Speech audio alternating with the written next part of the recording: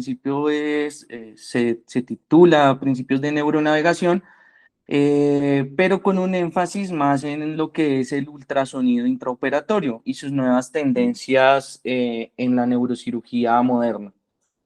Entonces, para hablar de ultrasonido, pues, y de neuronavegación, es imperativo antes hablar de que en la neurocirugía la resección quirúrgica máxima en el caso de los tumores, pues digamos que es uno de los principios y objetivos centrales de la neurocirugía de tumores, valga la redundancia. Pero esto conlleva a un reto quirúrgico, dado que nos toca a nosotros identificar y precisar la localización de los tumores y algo más que eso es aprender a diferenciar lo que es un tejido neuronal funcional que está circundante a un tejido patológico propiamente del tumor. Entonces, digamos que lo que se ha venido usando desde los últimos años, pues se han usado imágenes principalmente que se realizan de manera prequirúrgica. Son imágenes que bien sean por técnicas de imagen por resonancia o por tomografía, y que, digamos, estas imágenes nos han permitido tener una mayor resolución de las lesiones en estudio. Pero, sin embargo, estas imágenes tienen una limitación que es durante la cirugía, dado que no son imágenes en vivo, ¿sí?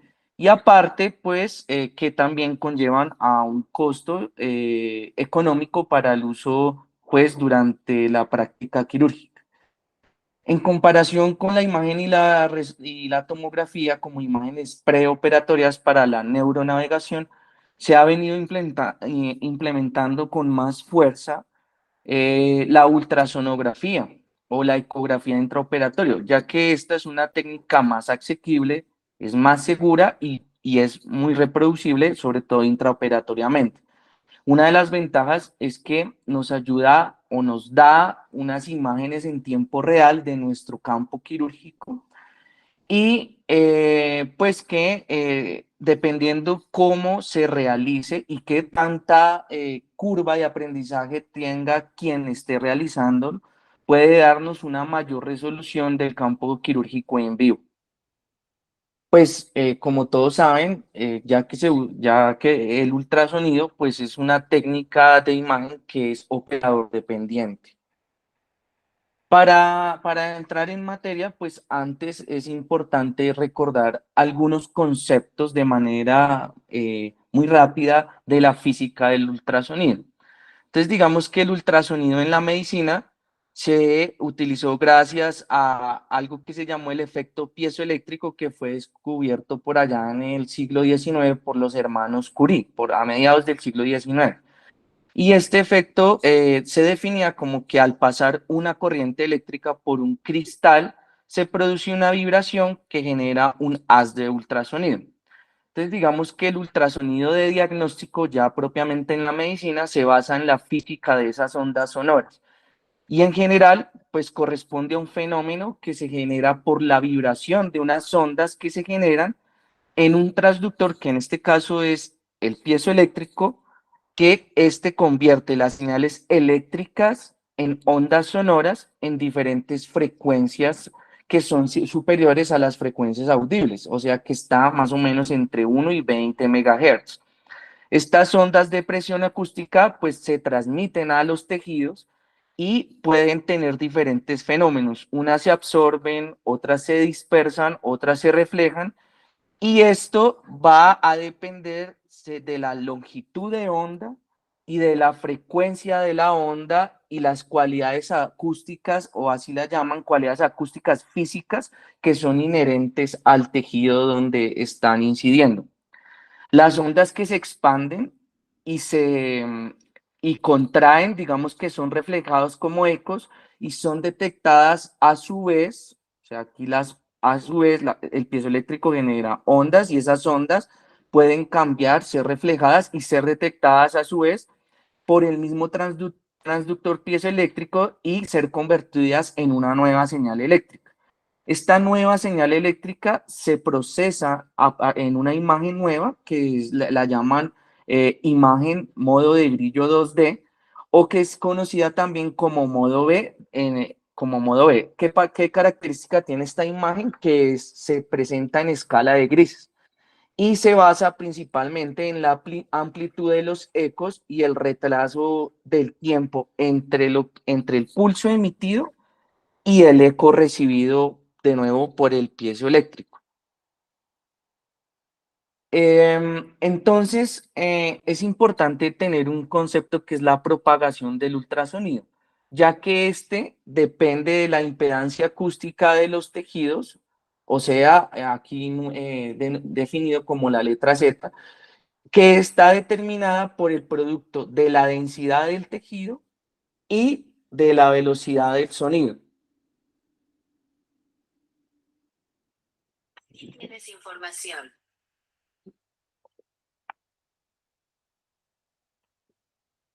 Dame un segundo que no sé qué pasó. Espéreme, profe, un segundito que se me...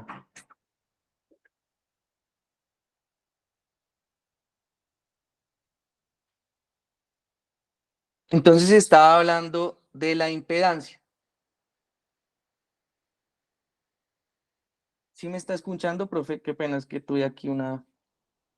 Sí se oye, y Ok. así es que antes estaba mostrando la lectura de la diapositiva, entonces para que es mejor que la ponga así grande.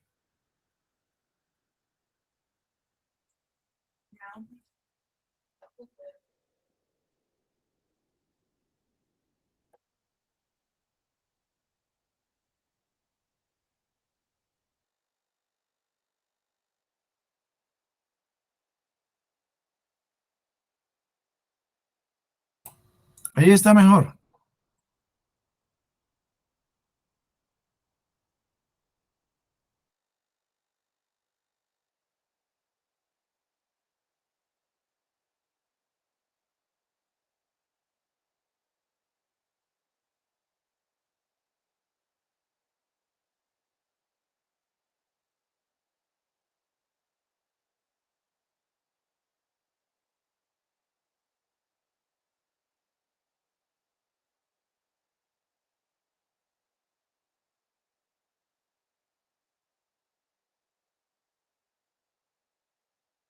No se le oye nada, Jorge.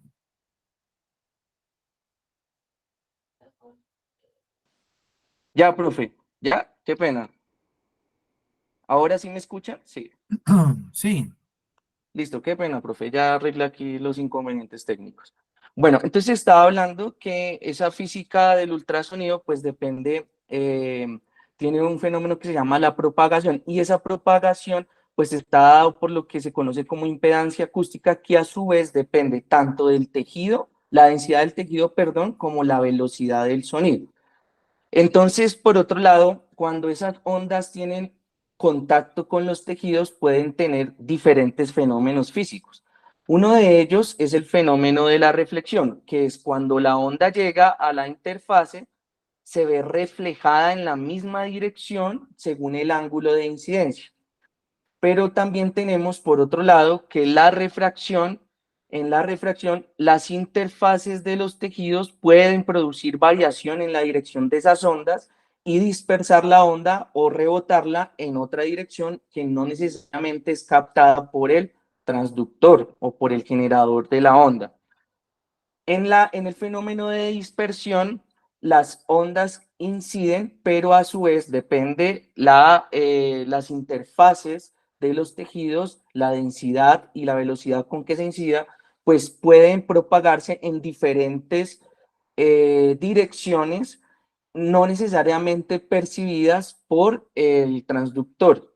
Y otro fenómeno que es la absorción o atenuación, que es cuando los tejidos van transformando esa parte de esa energía cinética de la onda en energía térmica y pues no es propagada, sino que sigue en la misma dirección y a través del tejido. Entonces, tenemos como, como conceptos en este cuadro de resumen que cuanto mayor sea la frecuencia del ultrasonido, mayor será la resolución, pero tendrá una penetrancia menor. Por ejemplo, estas sondas que producen alta frecuencia son útiles para estructuras superficiales como vasos y músculos.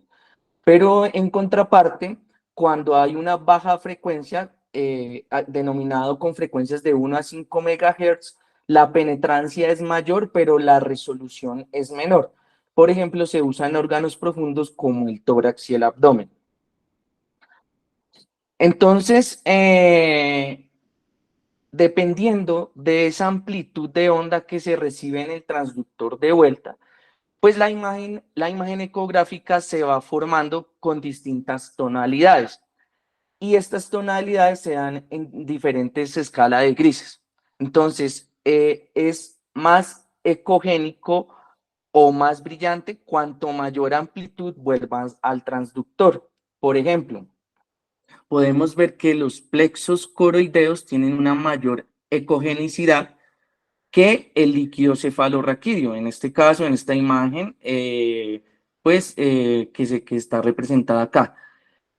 Acá señalan, pues, ya para entrar en algo de detalle anatómico, el tentorio, en este caso señalado acá en azul, el vérnice cerebeloso y los plegos coroideos que se ven en esta imagen. Aquí en la imagen de la derecha, pues ya dan un detalle más anatómico. Entonces, en esta escala que ustedes ven abajo, podemos ver que el líquido es más anecoico, la grasa se va volviendo más hipoecoica, los órganos y los músculos son algo más isoecoicos y el aire y el hueso tienden a ser más hiperecoicos y pues en esta escala de grises representativa. Entonces, en la ultrasonografía, pues son varias las características y más bien, sí, las características que uno debe tener en cuenta para tener una calidad alta en la imagen que uno está formando. Entonces, en cualquier procedimiento guiado por imágenes, pues digamos que una calidad de imagen es óptima pues para realizar procedimientos con una mayor precisión. Esa calidad de la imagen es muy variable y pues como yo les decía, está directamente relacionada con el operador. A diferencia pues del TAC y la resonancia, eh, que nos muestran unas imágenes más amplias y con mayor detalle y de toda la estructura, en este caso, hablando propiamente del cerebro, pues digamos que el ultrasonido, el campo de visión y el campo de trabajo está más limitado al área de la craniotomía que se realiza. Entonces, por lo general, recomiendan hacer barridos ecográficos en lo que llaman planos ortogonales. Y ellos, lo que se recomienda es hacer barridos en por lo menos 2 planos ortogonales que son similares a los planos convencionales que conocemos como coronal, axial y sagital. Esto permite que se correlacione de una manera más fácil el enfoque sistemático y se pueda comparar en algo con las estructuras cuando, por ejemplo, hacemos fusión de imágenes de ultrasonido con resonancia. Entonces, digamos que llevar a un protocolo que nos pueda garantizar una estandarización del método de obtención de imágenes por ultrasonografía, pues digamos que puede llevar a que se obtenga una menor diferencia entre los diferentes operadores. Entonces acá, en esta imagen, en este cuadro, ustedes pueden ver que, por ejemplo, ponen los diferentes planos dependiendo por ejemplo, en este caso, de los abordajes que se vayan a hacer a las diferentes lesiones cerebrales. Entonces, digamos, en una craniotomía que acá llaman anterional, frontotemporal o frontoparietal lateral, en las imágenes en modo de que se pueden, o las estructuras que se pueden ver por medio de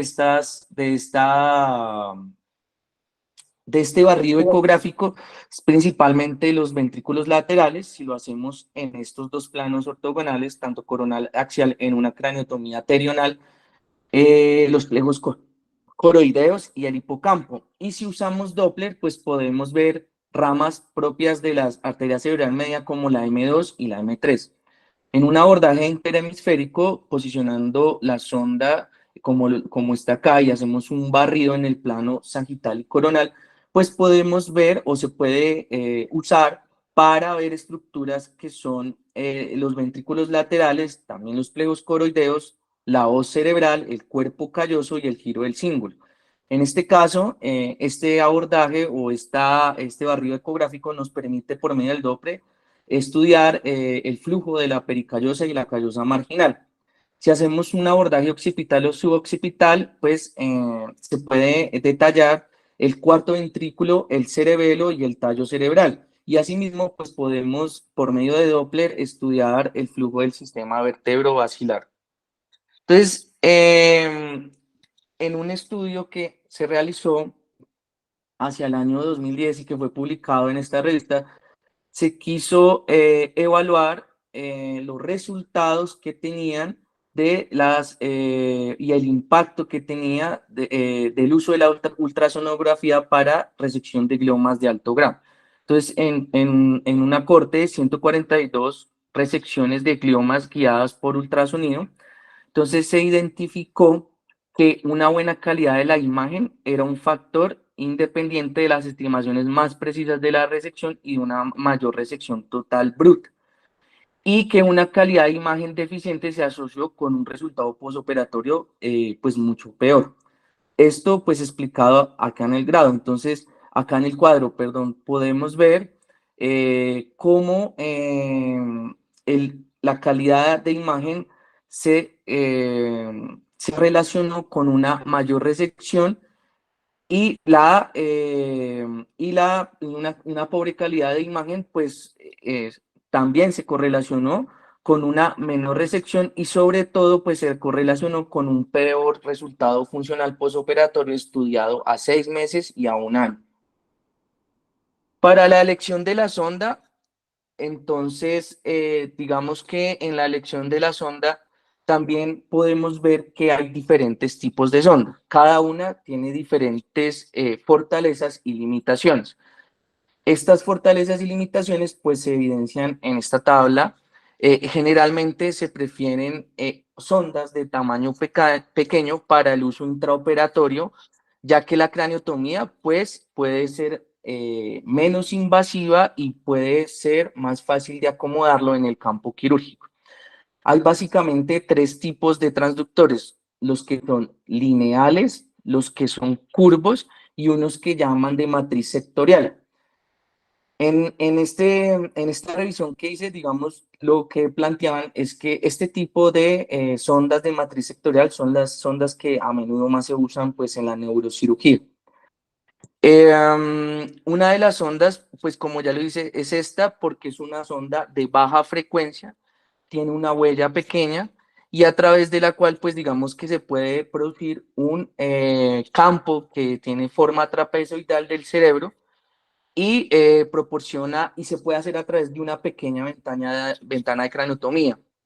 Pero como ya lo mencioné previamente, estas ondas son más bien de baja frecuencia y por lo tanto tienden a ser sondas que tienen pues una menor resolución.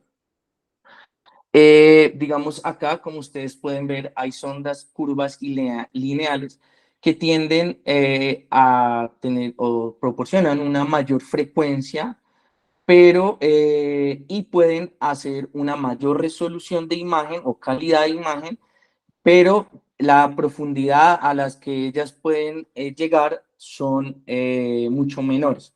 Entonces acá en el ejemplo, en la figura A, en la parte de arriba, pues se ve un campo de escaneo rectangular por un transductor lineal. Y abajo, cómo se hace una construcción de la imagen 3D. Un transductor, digamos, lineal produce una exploración más paralelo, ¿sí? Y digamos que se ve una pantalla más rectangular como lo están describiendo acá. Mientras que en el B, ustedes se dan cuenta, es un campo de escaneo más en forma de arco, más curvo, Y ese transductor pues puede dar como una matriz de fase con un resultado de escaneo más curvilíneo y que se ven las imágenes en forma de arco. Entonces, digamos que esta es la misma zona, el mismo tejido, y ustedes pueden comparar cómo la lineal me da estructuras, en este caso, algún vaso que está, o algunas fibras que están acá, que se ven más hiperecoicas, que en el panel A se ven más lineales, pero con un transductor pues más curvo o convexo, esas estructuras tienden también a verse más curvilíneas. Entonces hay que tener en cuenta eso. Eh, entonces, digamos que también se han generado o estudiado qué tanto impacto tiene el uso de las sondas para los resultados tanto intraoperatorios como los resultados de resección quirúrgica. Entonces, en este estudio, en esta serie, pues se comparó la resonancia con una sonda de fase convencional versus una sonda lineal de pequeño tamaño. ¿Y qué se encontró? Que la sensibilidad para evaluar o detectar tumores residuales mediante ultrasonidos usando sondas lineales fue casi equivalente al uso de la resonancia intraoperatoria, de un 79 comparado con un 83%. Pero, y que fueron ambas muy superiores cuando se usaba una sonda convencional de fase, que fue cercano del 21%. Entonces, acá en el cuadro, pues digamos que se ejemplifica lo que lo mencionado, y en esta curva de ROC podemos ver también cómo la sensibilidad de la resonancia para detectar tumor residual fue casi comparable cuando se usaron sondas de tipo lineal.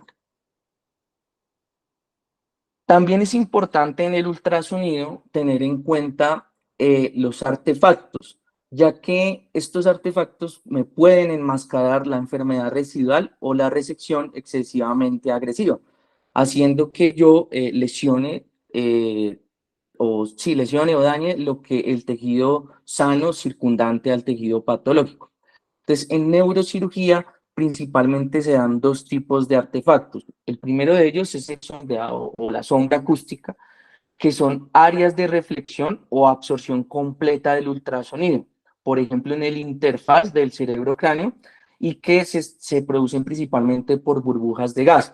Se ve como un anillo descendente que genera un efecto que llaman efecto de escalera, y se da por pequeños acúmulos de líquido atrapados en varias burbujas de gas. Por ejemplo, cuando ponemos, o es el efecto que genera el material hemostático, generando pues sobre la estructura y la burbuja de gas una sombra acústica posterior. Otro de los artefactos que se producen es el realce acústico de la pared posterior, que se produce principalmente del líquido que contiene estructuras homogéneas o quistes, ya que el líquido pues atenúa menos que el líquido, que el tejido que es sólido, que produce mayor ecogenicidad. Entonces acá podemos ver cómo estructuras quísticas pueden producir un refuerzo acústico que se ve más hiperecoico en la imagen de resonancia. En este estudio se compararon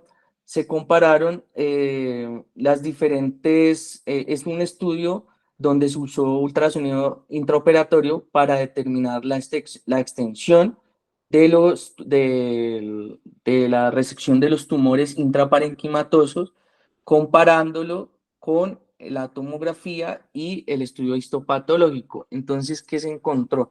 Se tomaron muestras de los márgenes de resección y se encontró una concordancia ecográfico-histológica en que el 84% de las zonas que se consideraban, o sea, se encontró una concordancia ecográfica histológica del 84% en las zonas que se consideraban tumorales en la ecografía y el 88% en las zonas que parecían negativas para el tumor. Esos falsos positivos se atribuyeron a este fenómeno, al realce acústico de la pared posterior, y estaba determinado principalmente porque los coágulos producen hiperecogenicidad y también las contusiones que se evidenciaban durante la resección quirúrgica. En esta imagen podemos ver diferentes, es un ejemplo de imágenes ecográficas, pues de diferentes sondas y artefactos ecográficos que son comunes en neurocirugía. Esas imágenes ecográficas con una sonda en el panel A, una sonda microconvexa, y en el panel B una zona lineal, ¿sí? Eh, Esto es para una misma lesión que corresponde a un meduloblastoma, que acá lo refieren en el cerebelo izquierdo. Entonces, obsérvese cómo el amplio campo de visión de la sonda microconvexa en comparación con un pequeño campo de visión de lo que sería una sonda lineal. Pero también podemos encontrar que la definición, a pesar de que el campo es más amplio y la profundidad es más amplia en la que es convexa, pues la resolución en la que es lineal es mucho mayor, como ustedes pueden ver acá. Se ve una zona muy clara que distingue entre lo que es el tumor, que es esta zona hiperecogénica, comparado con el tejido circundante, que es más hipoecogénico. Pero si se dan cuenta, la profundidad de esta sonda no es comparable con la sonda convexa. En, la, en el panel C podemos ver un ejemplo de artefacto por realce de la pared posterior. Entonces, aquí se muestra el ventrículo y cómo el líquido que está acumulado en el ventrículo, comparado con lo que sería el plejo coroideo, pues refuerza lo que es la pared posterior, produciéndose una hiperecogenicidad. Y acá mismo muestran cómo es la sombra acústica que se ve más hipoecogénica hacia la parte lateral, donde digamos que ya no hay o se relaciona con el parénquima cerebral y no con el contenido líquido del ventrículo. En el panel D, pues podemos ver un ejemplo de un realce o un efecto acústico un realce de la pared posterior en el fondo o en el piso de una resección por un fluido anecoico. Entonces vemos que la cavidad está llena de líquido después de una resección y podemos ver que hace un fenómeno de realce de la pared posterior de pronto causando así una malinterpretación como si fuera tumor residual. Entonces, por eso es importante que estos artefactos pueden estar presentes. Y asimismo, en este caso, en el ejemplo B, podemos ver cómo la sombra acústica está produciéndose por una burbuja de gas. Miremos cómo es toda esta zona hipoecoica que se ve detrás de esa burbuja de gas, pues es lo que se ve claramente, un ejemplo claro de lo que genera la sombra acústica. Hay otros artefactos que, digamos, no voy a entrar en detalle, pero que existen y que hay que tener en cuenta, pero están más relacionados en el uso de la ultrasonografía en otros tipos de tejidos. En este caso, que se pueden generar imágenes en espejo en estructuras curvilíneas, como por ejemplo el diafragma, pues generando una imagen falsa de lo que creemos es la imagen real. Y asimismo, efectos de anisotropía, que muestra propiedades diferentes dependiendo la dirección con que se dirija el haz del ultrasonido. Y esto es algo muy característico, por ejemplo, en los tendones de los músculos. Entonces, a lo largo ya de la implementación del ultrasonido y de la implementación o más de la fusión del ultrasonido con lo que es la neuronavegación, entonces digamos que tenemos que el ultrasonido nos puede generar unas vistas no convencionales, que comparado con otras y que son en tiempo real versus otras imágenes intraoperatorias que pueden tener, digamos, una visibilidad más limitada a medida que se está avanzando en la cirugía, en la resección de un tumor, de una lesión vascular. lo que se ha visto es que la fusión de ecografías tanto en 2D o en 3D con imágenes preoperatorias, bien sea de resonancia o TAC, pues tienen un mejor rendimiento en cuanto a la resección de lesiones, en este caso tumorales. Y esta navegación que principalmente inicialmente se usa en 2D, y que se fusiona con imágenes de resonancia o TAC, pues tiene unas ventajas y unas desventajas. En cuanto a las ventajas que podemos tener, es que me proporciona una mejor orientación, me puede ayudar a tener a delinear los límites del tumor y una detección más precisa de los residuos tumorales, pero requiere rotaciones para obtener diferentes vistas multiplanares, y eso puede ser difícil para comparar los diferentes planos y puede ser difícil para la comparación de imágenes seriadas, ¿sí? Entonces, otra de las limitaciones es que si yo hago una craniotomía donde apenas me quepa la sonda, pues me voy a limitar asimismo el espacio del campo quirúrgico, y eso puede ser una desventaja en el uso de estas imágenes. Las imágenes, entonces para eso, digamos que se ha implementado imágenes con reconstrucción 3D en ultrasonido, ya que de cierta manera esto tiende a resolver esos problemas técnicos de la navegación en 2D. ¿Por qué? Porque yo puedo hacer una imagen de reconstrucción y comparación con imágenes preoperatorias tanto de resonancia con TAC, y puedo mejorar la orientación y el reconocimiento de la anatomía. Y una vez adquirida esa imagen, yo puedo retirarla, o sea, hago una reconstrucción 3D, puedo retirar la sonda del campo quirúrgico, y esa última imagen que reconstruí la puedo manipular y usar como guía para la resección y volverla a hacer en el momento que yo considere para tener una imagen en tiempo real.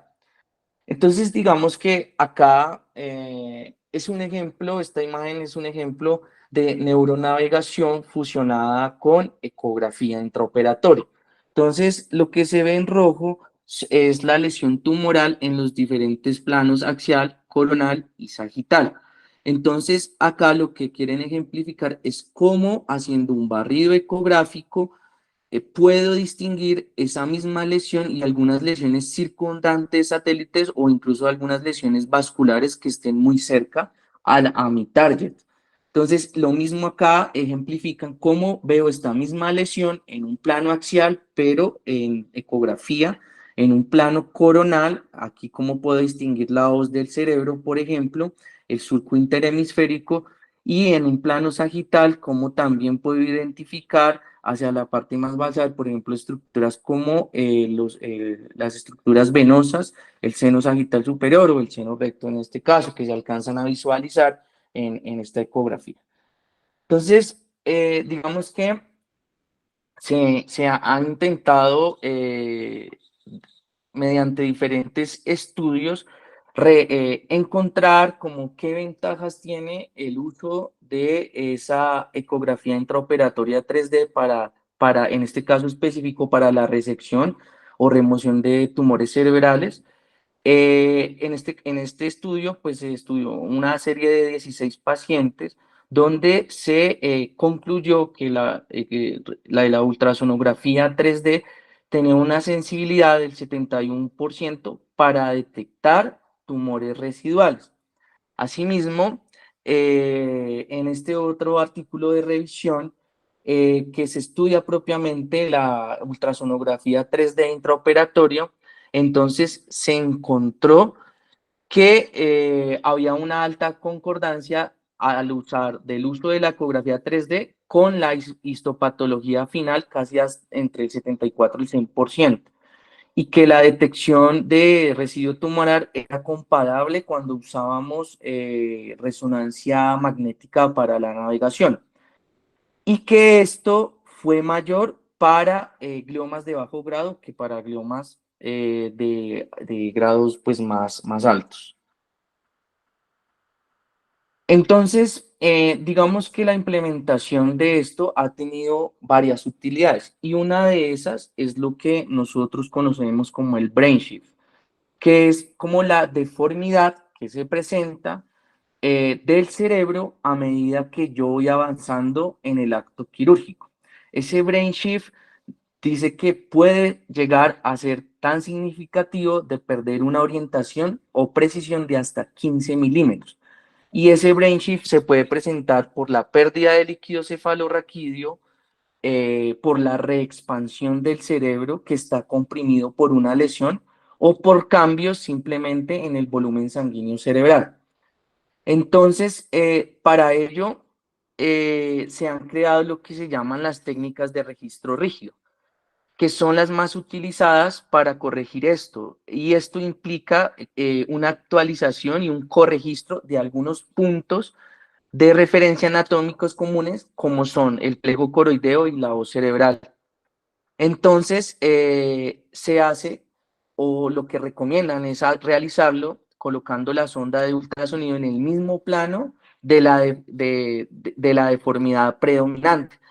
Pero hay un problema y es que corrige solo deformidades lineales y no tiene en cuenta la deformidad en las tres dimensiones. Entonces, digamos que esto hace que tenga algo de dificultad técnica y que por lo general actualmente se integren esas imágenes de ultrasonido con imágenes de resonancia preoperatorias para tener una mejor orientación de manera general y el uso y se esté implementando el uso de la ultrasonografía en tiempo real solo para evaluar el tejido o la enfermedad o la patología residual. Entonces, digamos que acá en este panel podemos, lo que ellos o lo que ejemplifican acá es cómo haciendo una ecografía preoperatoria comparada con una resonancia preoperatoria y en el panel C demuestran las estructuras como que se deben tener en cuenta para hacer ese registro rígido, como es la hoz del cerebro. Aquí pues muestran las astas frontales de los ventrículos laterales, pero sobre todo los plejos coroideos, que si se dan cuenta se ven más hiperecoicos, y el tercer ventrículo. Asimismo, ellos hacen un registro en el panel de ellos, según lo que comprendí, es el software hace pone una máscara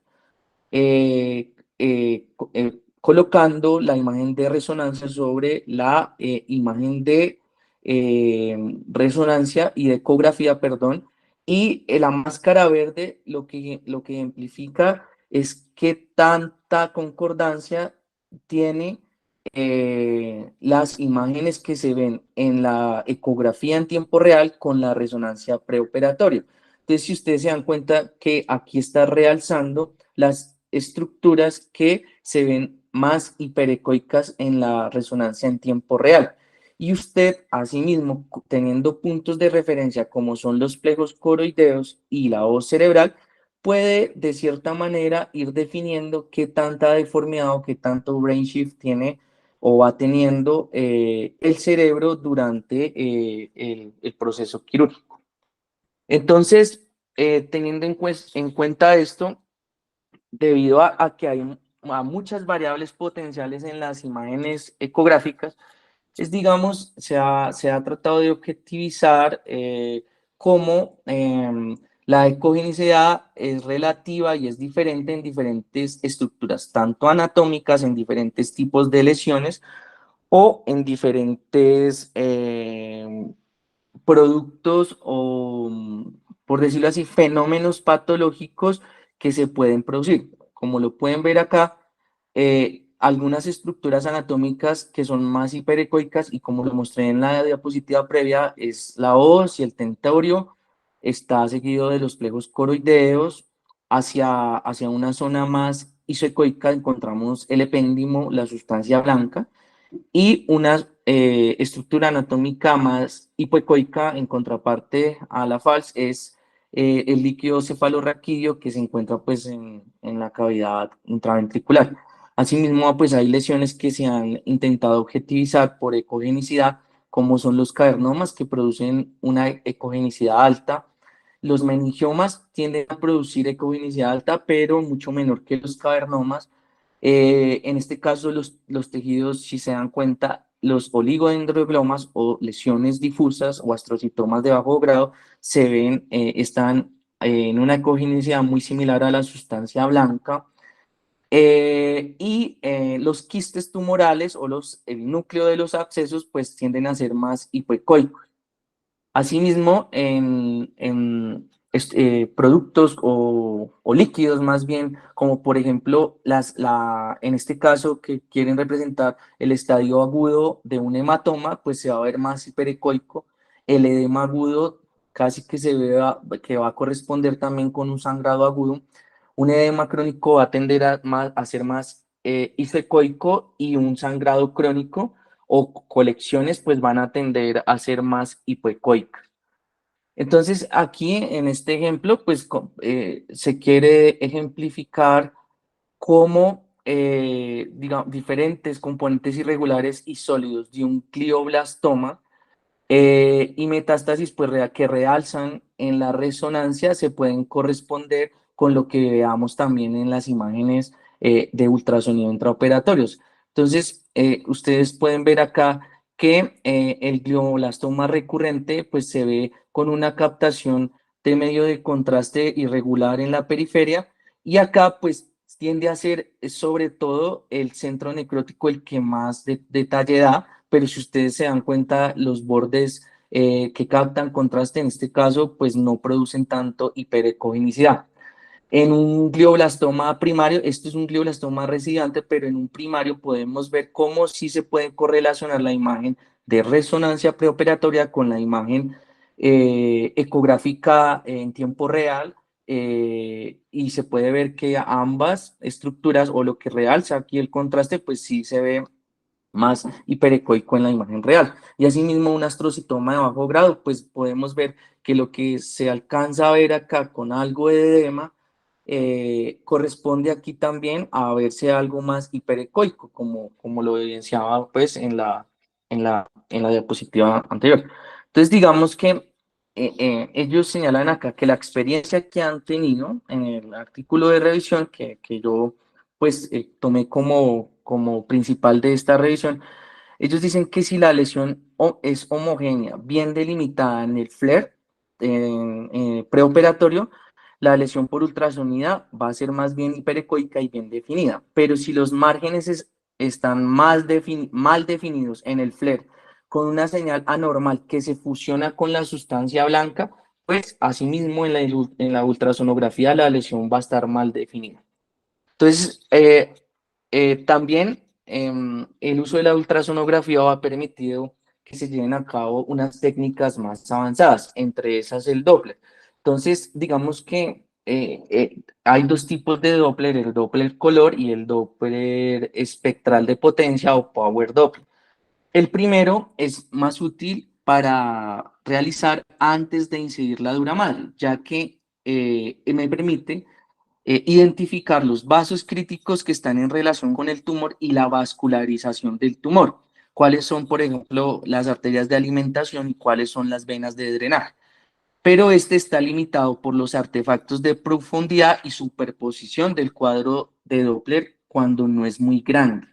Entonces, en el panel A podemos ver un ejemplo de ello, es un Doppler color en el que se evidencia una lesión y vemos cómo esa lesión, el Doppler evidencia una gran, esto es un glioblastoma, pues, o sea, pues valga la redundancia, es un tumor viral de alto grado, donde decía pues que se veía por el medio de contraste, se suponía que tenía una alta vasculatura periférica al mismo. Y pues esto fue comprobado asimismo en la ultrasonografía en tiempo real antes de abrir la dura madre. Entonces podemos ver cómo hay varios vasos irrigando y cómo el flujo sanguíneo pues es mayor. Este Doppler espectral de potencia o Power Doppler, digamos, no se afecta ni por la dirección del ángulo ni por el flujo. que tenga ni por la dirección ni el ángulo del flujo sanguíneo. Y es más sensible para detallar vasos pequeños y profundos y produce menos artefactos. Entonces, digamos que hay una técnica que se ha usado para mejorar este Doppler espectral, que es la imagen microvascular o sus siglas SMI, que filtra artefactos de movimientos y pues tiende a limpiar la imagen. Entonces podemos ver cómo esta imagen es más amplia y me permite detallar la vasculatura pues más profunda.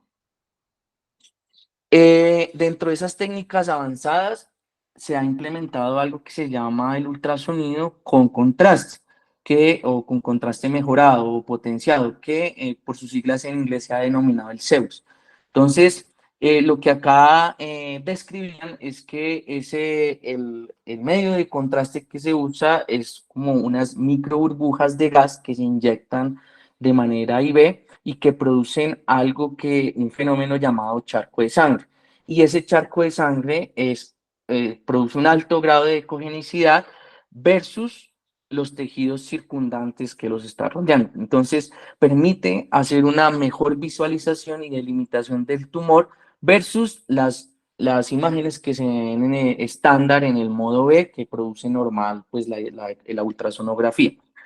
Entonces, digamos que lo que se ha encontrado es que las lesiones que realzan en Zeus se correlacionan o tienen una correlación morfológica y de volumen con las imágenes preoperatorias que se usaron con un T1 contrastado, un T1 potenciado con gadolín. Entonces, digamos que el propósito de esto son dos. Lo primero es dar una impresión inicial de qué tan realzado está el tumor y pues predice la sensibilidad de Zeus, sobre todo para detectar tumor residual. Y dos, me permite mapear las regiones de alta perfusión que justifican la eliminación o el muestreo y que están representados o que caracterizan más a las lesiones de mayor grado histológico. Asimismo, digamos que se ha usado o se ha combinado diferentes técnicas de contraste. El Zeus, que usa microburbujas de gas, pero también se ha usado combinado con el 5-ALA. Entonces, en este estudio que se publicó en el Journal de Neurocirugía, se evaluó primeramente eso, la combinación de estas dos técnicas para la optimización en la extensión de la resección y en la cirugía, y no principalmente para la extensión de la resección en cirugía de glioblastoma. Entonces, digamos que de manera general, acá compararon 5-ALA más Zeus, 5-ALA sin Zeus, solo Zeus sin 5-ALA y pues resecciones en las que no se utilizaban ninguna de las dos técnicas. Y se encontró que el porcentaje o la extensión de resección mayor pues fue, como pueden ver acá en esta representación de Boxplot, fue mucho mayor cuando se usó el 5-ALA más Zeus que cuando se usaron otras técnicas combinadas. Entonces, esto permitió hacer una mayor identificación del tejido con este contraste. Y esta representación de barras, pues digamos que señala algo similar a la anterior, donde se ve que que el uso del Zeus más 5-ALA, pues tuvo la mayor cantidad de resección total o supramarginal que se correspondía, o acá lo definían como mayor o igual al 100%. Y si se dan cuenta, cuando no se usaron las dos técnicas, pues la resección fue mucho menor. Asimismo, compararon en estas curvas de Kaplan-Meier, quisieron comparar la supervivencia y la sobrevida libre o la progresión libre, la sobrevida libre de progresión. Entonces encontraron que cuando se usaba, que la resección fue mayor, cercana al 100% en el uso del 5-ALA y el Zeus. Aquí lo mismo, la sobrevida fue mayor y que la sobrevida es mayor cuando se hace una resección o una extensión de la resección cercana al 100%. Y acá pues señalan cómo esa sobrevida también es significativamente mayor cuando se usó el 5-ala más el Zeus, aunque aquí en este caso, pues digamos que también fue casi que comparable cuando se usó solo el 5-ala sin el Zeus.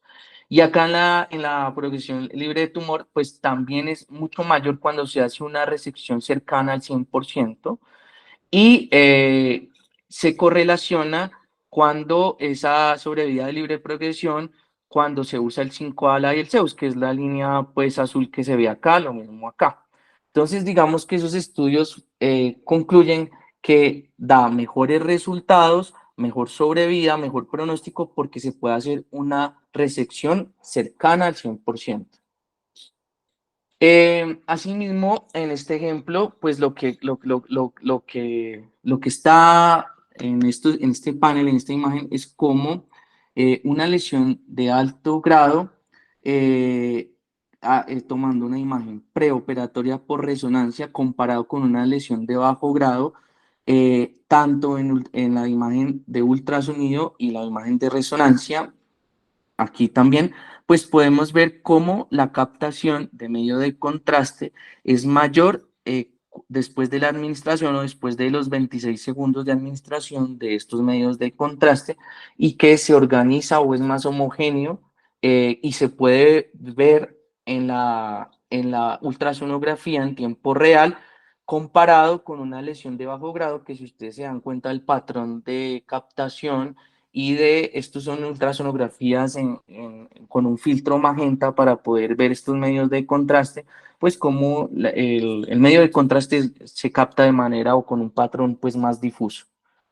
Y por último, digamos que se ha utilizado la elastografía, que es una técnica que se usa para evaluar la relación que hay entre la tensión, que es la fuerza mecánica, y la deformación, que es la deformación proporcional. Entonces, las técnicas se han usado como dos tipos, una que es la elastografía de compresión o deformación, que es más cualitativa y que se usa con ultrasonido antes y después de aplicar una fuerza de deformación operador dependiente y no es fácilmente reproducible. O sea, esta técnica lo que quiere evaluar es entre más celularidad haya de un tumor, pues menor voy a poder deformarlo. Y básicamente la ultrasonografía lo que hace es convertir esas fuerzas de elastografía en imágenes por medio de sondas. Entonces acá podemos ver que la elastografía, el otro tipo es la elastografía de ondas de corte, que es más cuantitativa y utiliza radiación acústica con ondas de corte transversales que desplazan el tejido. Entonces, aquí lo que ejemplifican es que las zonas que son más deformables, se hacen como un mapa de colores, tienden a ser más azules y las zonas que son menos deformables, que digamos pueden relacionarse con mayor hipercelularidad, tienden a dar un color más rojo. ¿Listo? Entonces eso me permite ayudar o me ayuda a hacer una resección tumoral teniendo en cuenta pues más como la deformidad del tejido que yo estoy trabajando.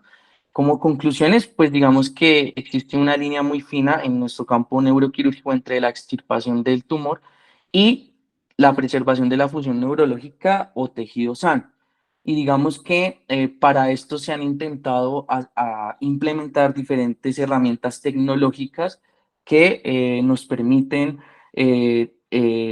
cada vez disminuir esa brecha y distinguir más en lo que es un tejido sano de un tejido patológico. La ecografía es una adición muy útil que puede usarse como herramienta neuroquirúrgica intraoperatoria y que puede hacer un mapeo en tiempo real fusionándolo con otros métodos de imagen como la resonancia y el TAC. Como les he dicho casi en toda la charla, pues esta ultrasonografía puede estar limitada porque necesita una curva de aprendizaje y porque se pueden presentar diferentes artefactos que si no los conocemos pueden ser mal interpretados como tejido patológico y generando resecciones de tejido sano. Y todas estas tecnologías que le mencioné lo que intentan es cada vez reducir más esas limitaciones que hay y esa distinción entre lo patológico y lo sano.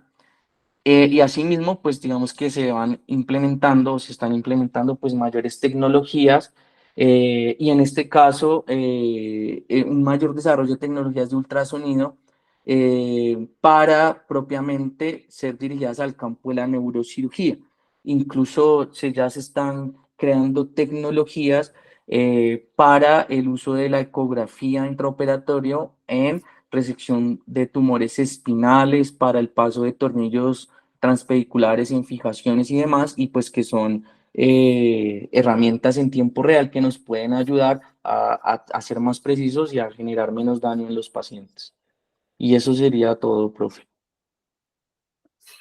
Muy bien, Jorge, felicitaciones por este enfoque de la ultrasonografía, de la ecografía.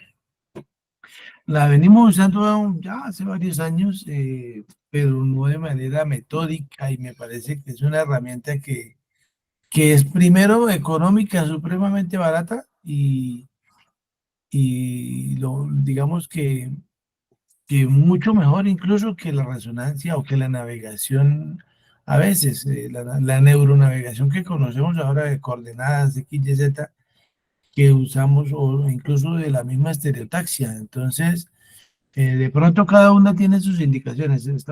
Cuando queremos hacer una resección de un tumor cerebral, lo que usted mencionó, ¿no? Después de que uno hace la cranotomía, se pierden ya muchos valores de referencia de la navegación estándar por cuanto el edema cerebral, por cuanto el desplazamiento de la línea media. Cuando uno empieza a resecar tumor, pues los tejidos se desplazan y por lo tanto la neuronavegación pues pierde mucho valor eh, y uno necesita precisión, entonces nos toca guiarnos, pues por una parte por la apariencia externa del tejido tumoral y a veces, bueno, cuando uno ya tiene varios años de experiencia, pues aprende a reconocer la diferencia de tejidos, pero cuando se está empezando en este campo, a veces los tejidos se parecen muchísimo. Un glioma de bajo grado prácticamente es igualito al cerebro normal. Entonces, solamente por la consistencia, a veces uno palpa con el dedo sobre la superficie del cerebro y es un poquito más duro, sobre todo si son oligodendrogliomas, pero si no, podría uno pasar bastante dificultad en reconocer un tumor maligno. Por eso, pues esta herramienta bastante buena, hay que usarla más. Eh, Recientemente con, eh, con David Páez, el interno que acabo de rotar, pues se hizo una revisión de las tinciones que podríamos usar para usar intraoperatorio, ¿no? O sea, la verde indocianina o el 5-ala, pero para eso necesita una luz especial y por la misma razón un lente que permita identificar a estas tinciones que marcan muy bien para los tumores cerebrales. También la angiofluoresceína.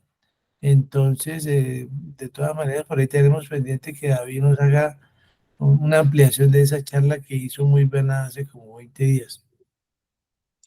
Quería preguntarle a Jorge Mortegui, digamos, este trabajo que presenta usted que hacía, que combinaban la 5-ala con ecografía, me imagino que usaban la 5-ala con luz especial y con microscopio para eso, o es que la ecografía permitía identificar el 5-ala.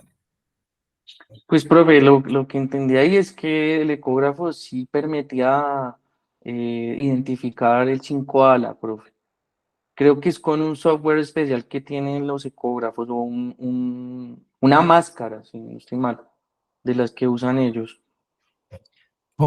Porque, bueno, yo lo dudo porque más bien es que usan las dos técnicas, más bien pienso yo, ¿no? Pues por eso toca revisar bien ese artículo porque me parece bastante interesante. Y bueno, ahora que tenemos a David Gómez que está ahorita rotando en imágenes, pues podría ayudarnos a aclarar si ha estudiado el tema.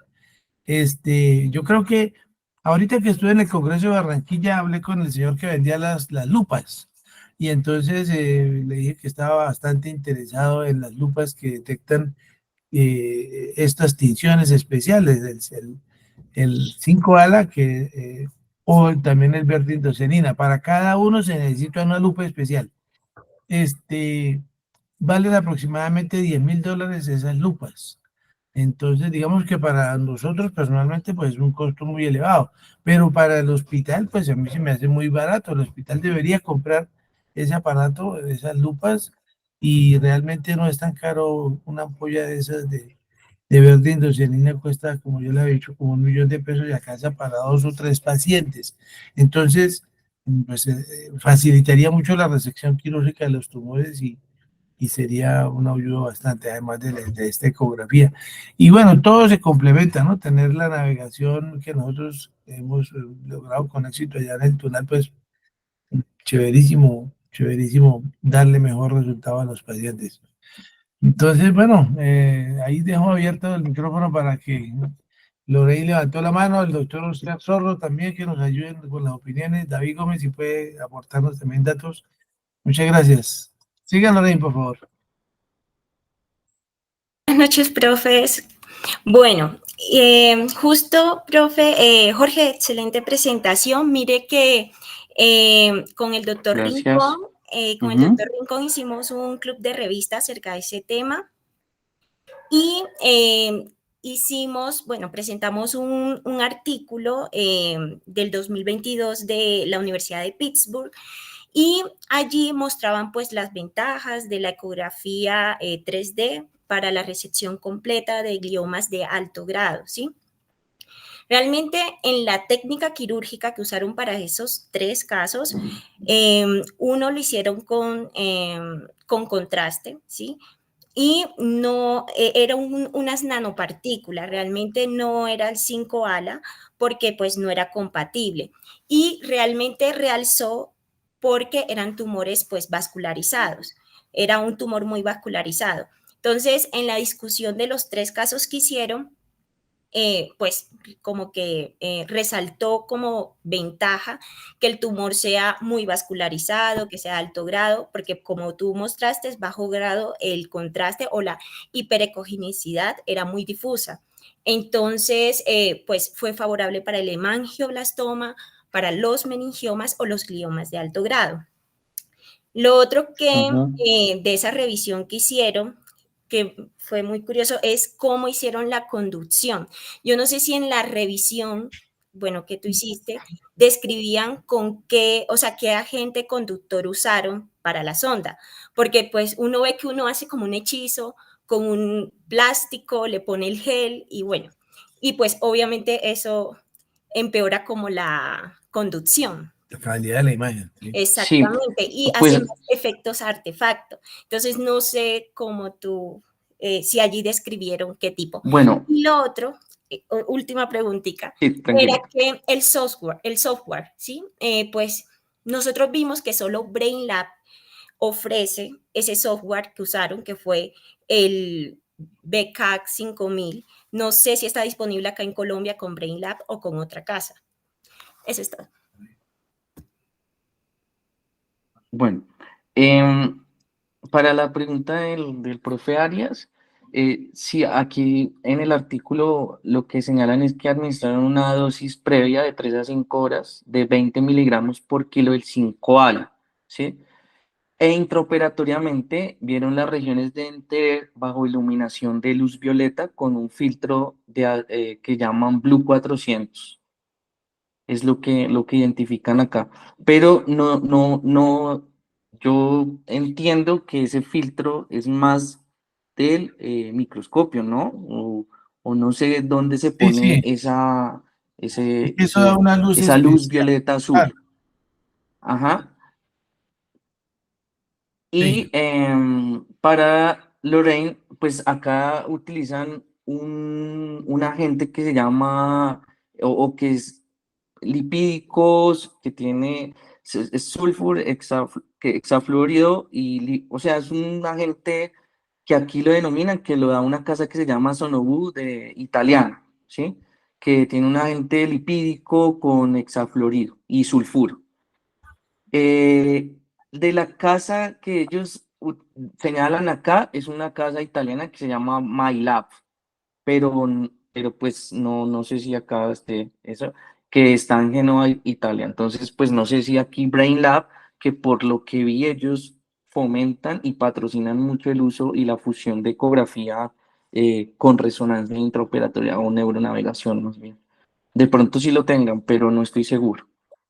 Sí, mira que en el artículo que revisamos, bueno, no sé, ese agente lipídico que usaban para, pues en la revisión que usaron, pues puede que mejore la conducción, pero acá usaban solución salina. Entonces mostraban que enlentecía mucho la navegación y por lo tanto la precisión, pero sí les sirvió mucho con solución salina hacer la navegación y poder pues identificar como el borde más profundo. También pudieron hacer tomas ventriculares y justo post cierre de dura madre, ellos lograron evidenciar hematomas post cierre y ver si tocaba, pues enseguida otra vez verificar hemostasia, que fue como una de las ventajas.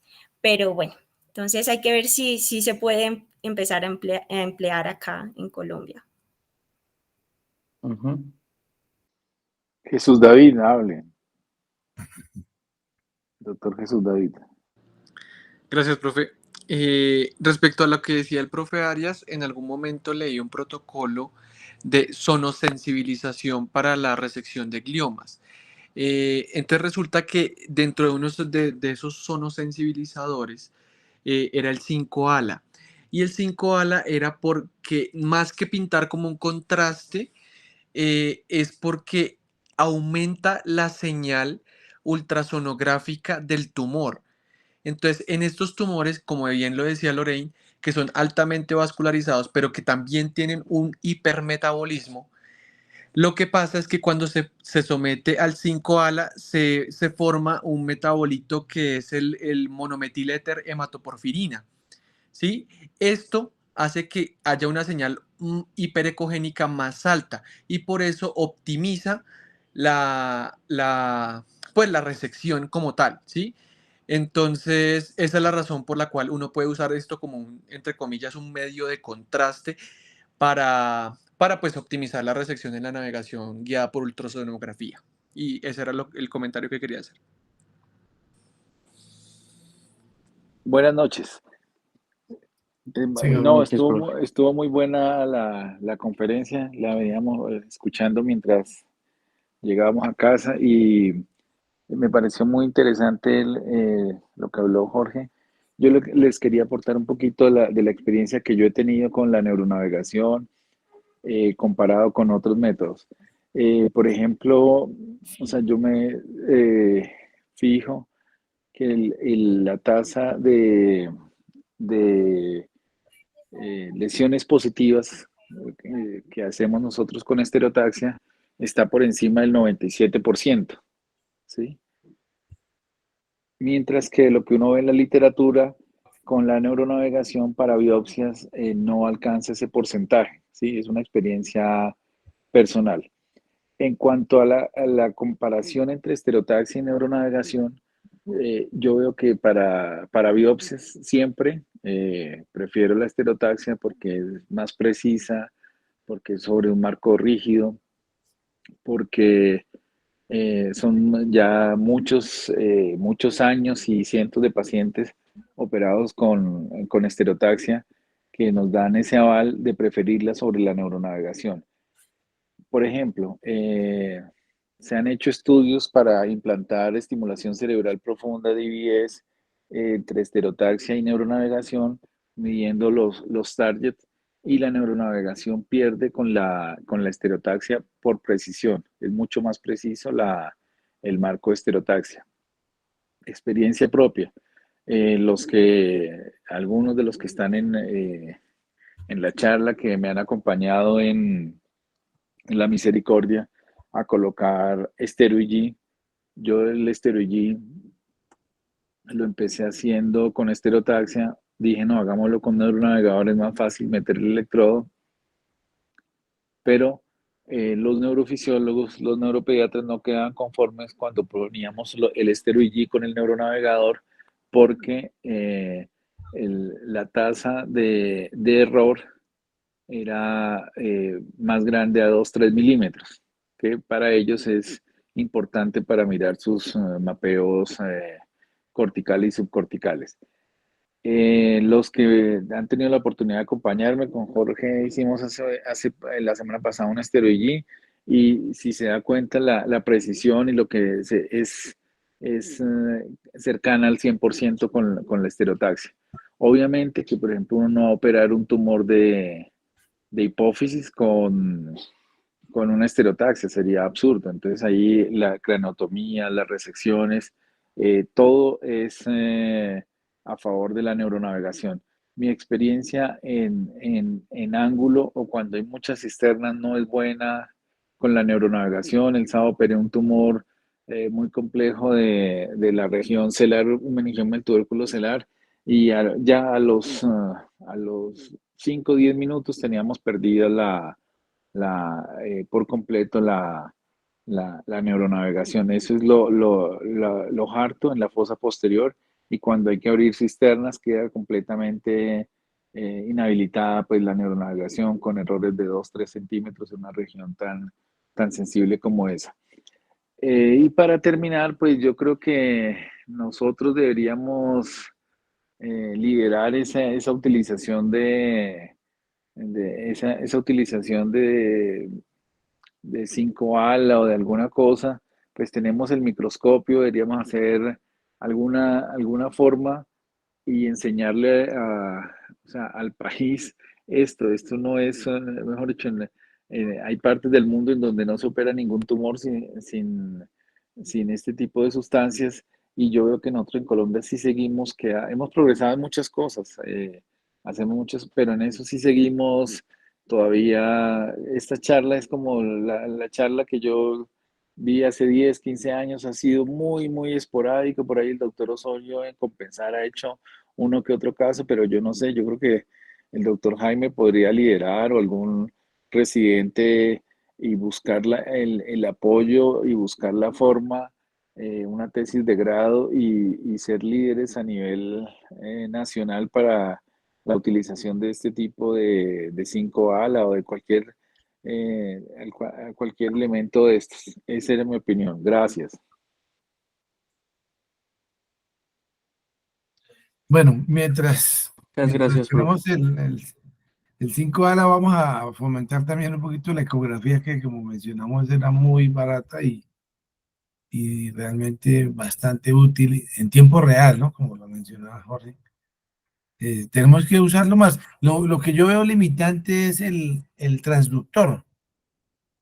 El transductor que usamos. Usamos una muy grande y entonces nos toca hacer una cronotomía más grande para para usar el ecógrafo en el cráneo, ¿no? ¿Verdad? Esa parte sí nos tocaría estandarizarlo, porque yo lo que veo es que toca hacer mínimo una cronotomía de 6 centímetros para que quepa el transductor y nos dé imágenes.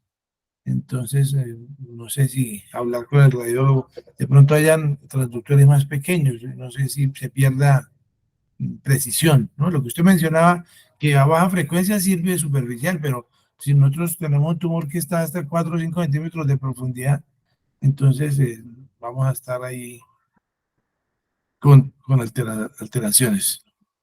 Sí, profe, pues ahí lo que sea era ese transductor de matriz de fase, que es como el adecuado y el que más se usa por los neurocirujanos. Pero entonces lo que yo también les decía que pues tiene una baja frecuencia, pues, esa baja frecuencia nos permite ser más profundos, pero le da menos resolución a la imagen, ¿sí? Ujú.